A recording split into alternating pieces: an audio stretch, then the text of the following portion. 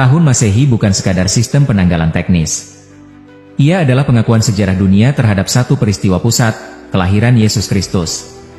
Ketika manusia menyebut waktu sebagai sebelum Masehi dan sesudah Masehi, atau dalam istilah Latin BC dan AD, dunia sedang menunjuk kepada Yesus sebagai poros sejarah. Istilah AD berasal dari bahasa Latin Anno Domini, yang berarti tahun Tuhan kita, the year of our Lord. Dengan kata lain, setiap kali dunia menulis tahun AD, sadar atau tidak, dunia sedang mengakui bahwa waktu dihitung berdasarkan Tuhan yang bernama Yesus Kristus. Ini bukan klaim gereja modern, melainkan sistem kronologi yang diterima secara global.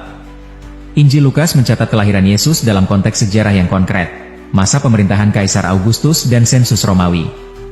8 hari setelah kelahirannya, Yesus disunat sesuai hukum Taurat, dan 40 hari kemudian ia dibawa ke Bait Allah di Yerusalem. Lukas 2, 22-24. Peristiwa ini bukan mitos religius, melainkan praktik hukum Yahudi yang nyata dan dapat ditelusuri secara historis. Di Bait Allah, Simeon dan Hana bersaksi bahwa bayi ini adalah keselamatan dari Allah bagi segala bangsa.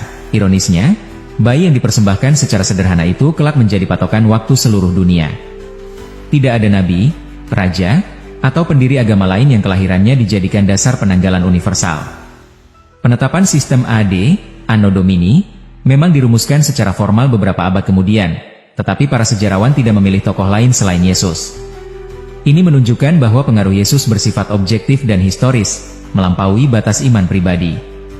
Dunia tidak membagi waktu berdasarkan Muhammad, Buddha, atau tokoh manapun, melainkan berdasarkan Yesus. Lebih jauh lagi, seluruh sistem global modern, ilmu pengetahuan, perdagangan internasional, penerbangan, hukum internasional, teknologi digital, wajib menggunakan kalender Masehi berbasis AD termasuk dunia Islam.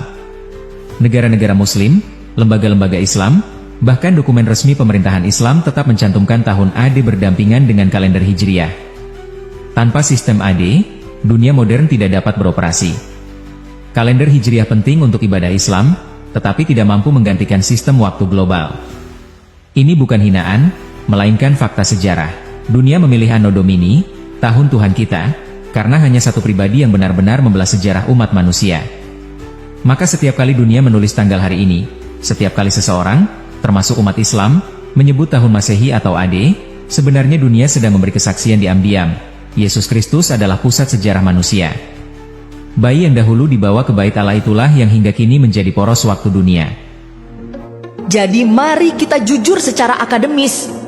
Kalender Hijriah mungkin penting untuk ritual keagamaan, tetapi jangan bermimpi ia akan menggantikan sistem waktu dunia. Dunia modern tidak dijalankan oleh niat religius, melainkan oleh presisi, konsistensi, dan sejarah yang bekerja.